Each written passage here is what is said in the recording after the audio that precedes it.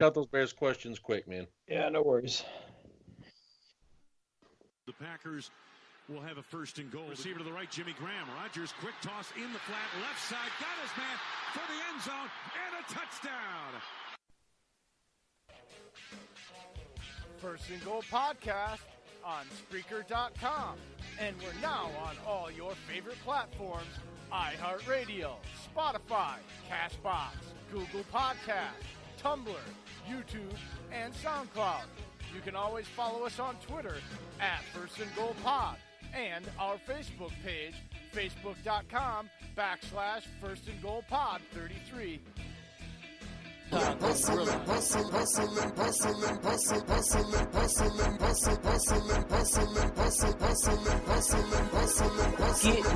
yeah. Get money, yeah. Get money, yeah. Get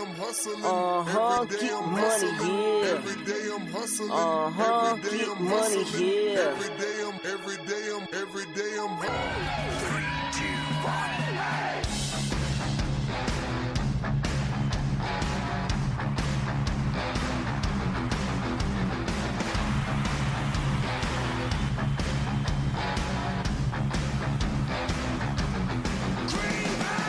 And welcome, everybody, to another live edition of the NFC North Round Table Week 8.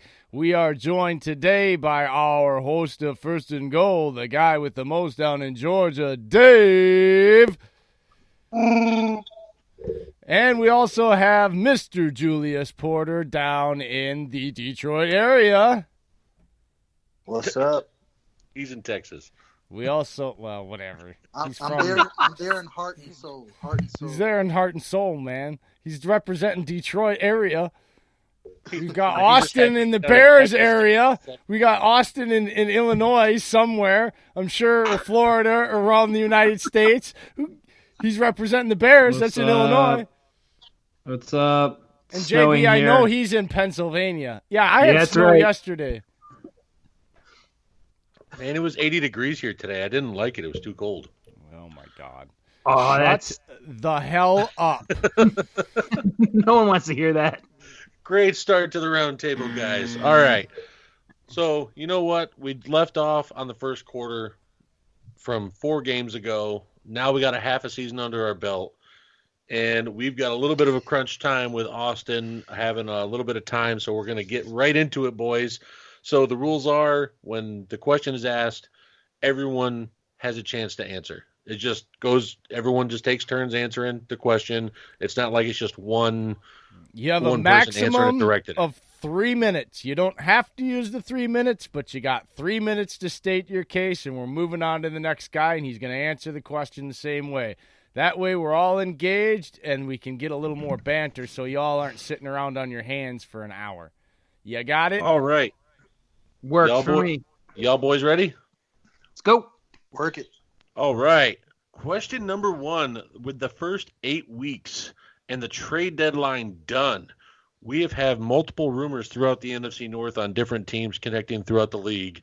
How does everyone feel their team either did or didn't do in the trade deadline? We know there wasn't a lot of trades, but if there was some trades, would you have wanted somebody specifically, or was someone close to going there?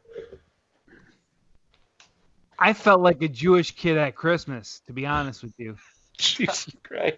I mean, seriously, I mean, a Vikings fan, there was nothing they could do. They have no cap space. I mean, I wanted a cornerback, and we obviously couldn't get one. So it was kind of like, oh, trade deadline? Oh, well, I'll just wait and see if anything happens. I'm surprised y'all didn't move Rhodes. I really am surprised because who wants him, though? Who's going to want him? Teams like Miami, they take Aqib Talib on the IR. I don't think they would have taken Rhodes. I think they have a plan. I don't really know what it is because it's Miami, but I don't think anybody really wanted Rhodes. They don't want to take on that contract. This is not 2017 Xavier Rhodes anymore. Roads are wide open and passable in Minnesota. There was nobody going to take that. Austin, I saw a couple rumors attached to the Bears on possible QBs that they might have been interested in, but that got squashed with Pace's comments. Would you have wanted them to move on a QB? Yeah, it was kind of weird because every time I saw something pop up from Ian Rappaport or Adam Schefter or whatever with a name of the Bears with rumored to Chicago, I would always get excited. But unfortunately, it's not what happened. I mean, I was even getting giddy with seeing Marcus Mariota, and at that point, I saw it, I got excited. I sat down, and I was like, "Holy shit, I'm excited for Marcus Mariota." So it's a difficult time. I mean, a lot of people, especially on Bears Twitter, are really confusing. Defending Mitch to fans not being a fan anymore, but Mitch deserves all the criticism in the world. The reins are off. It's really hard to defend him from what he's done. He's got a tremendous ceiling, but he hasn't done anything to his whole career until now, and it's up to now, and it's starting to get really frustrating here in Chicago. I heard from Jay Glazer that Matt Ryan might have been a possibility. I'm surprised that y'all wouldn't have tried to move on that. I mean, Matt Ryan, I know it's a lot of cap, but still, you got to think Falcons already paid half his salary this year. So when they trade him, y'all wouldn't have taken the big hit as people have thought. So you would have had to pay his other half of the salary, maybe moved a couple players like Kyle Long to him, because I know you're probably going to get rid of him after this year with his paycheck getting restructured and stuff. So, I mean, Matt Ryan would have came back off an injury and probably would have been a huge upgrade there, and he had the weapons to work with and familiarity with Gabriel. So, yeah, I was hoping we'd make a move. I mean, Trent Williams is another guy that we were kind of keeping our name in just in case, but it's kind of a good thing now. It seems that helmets are very seems like helmets are for him are very he's very sensitive to them right now. So just Redskins helmets. Yeah, I don't know what's going on, man. It's a weird situation over there. So, but yeah, another guy with helmet issues. Yeah, I actually saw Taylor Gabriel for CJ Beathard, so I had no idea what was going on. I mean, well, Beathard, you know what? He actually did really well last year in filling in for San Fran. Nobody ever heard of the kid, and he came in and had 49ers scrappy in a lot of games they shouldn't have been. Wait, repeat that one more time. You were cutting out for me. I'm sorry.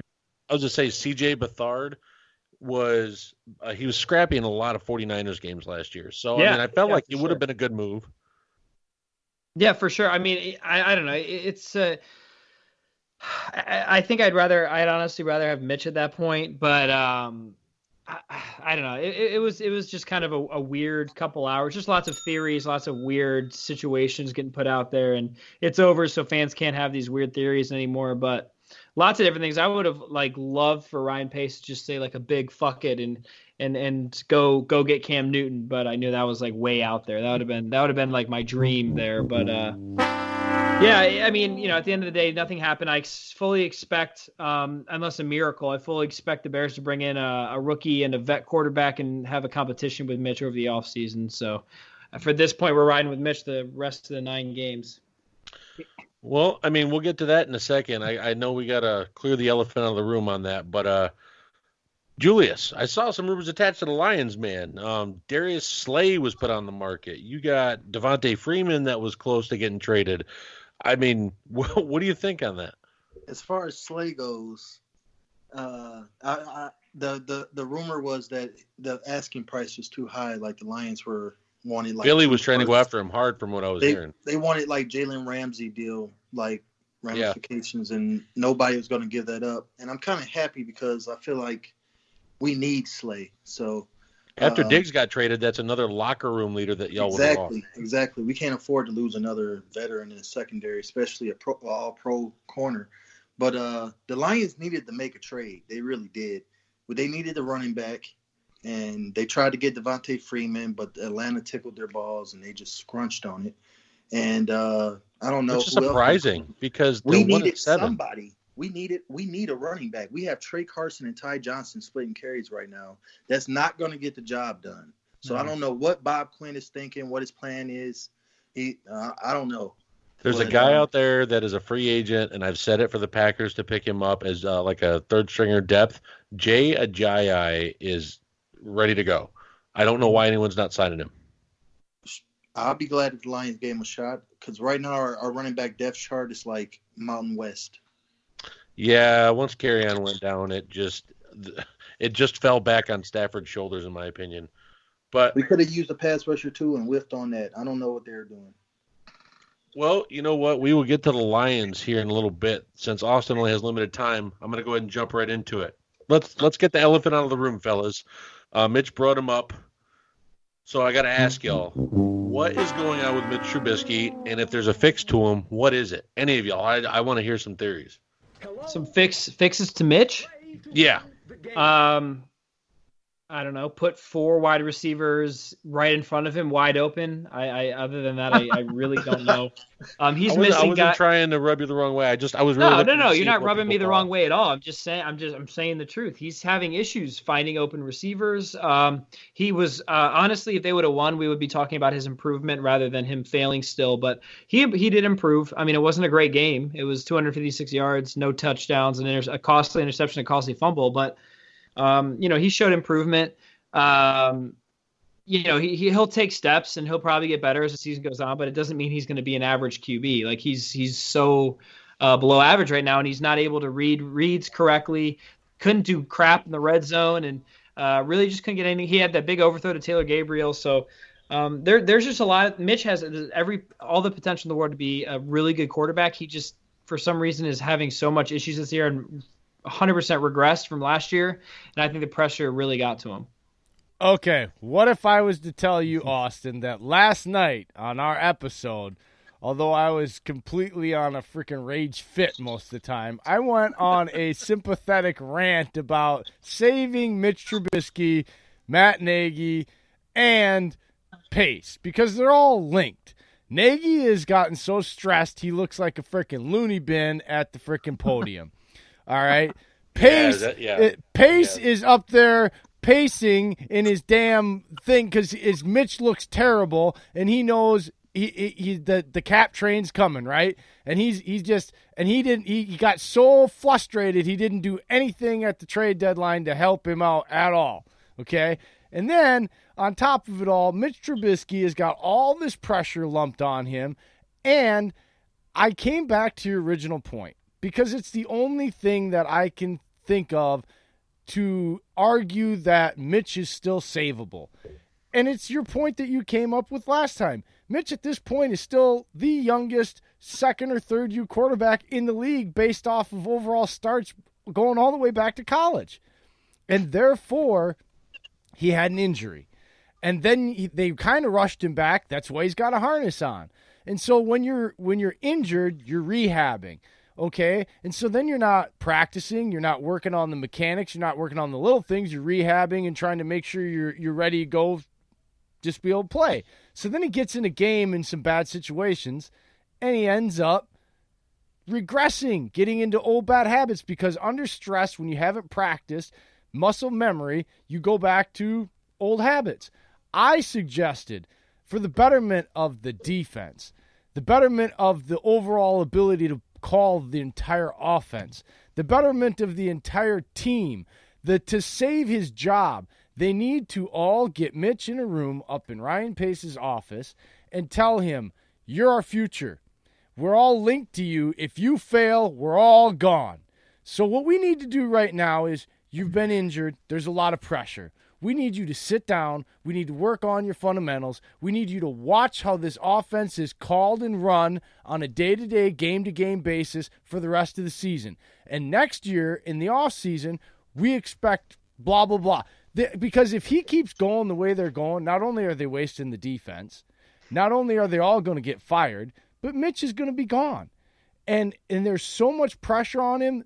They talk about this crap about mentally breaking a quarterback if you did this to him. What do you think they're doing to him right now? Like, the whole world is crumbling on him to the point where the locker room still likes Mitch the guy, but they're starting to really hate Mitch the quarterback. That was my shortened version of that last night, Austin. Yeah, the difficult part was at the end of the game on Sunday when Nagy had 40 seconds and, or 40 seconds left. He had a timeout, and instead of trying to go farther, to set up your kicker who already missed a kick earlier today, he early in the day he decided to kneel down with 40 seconds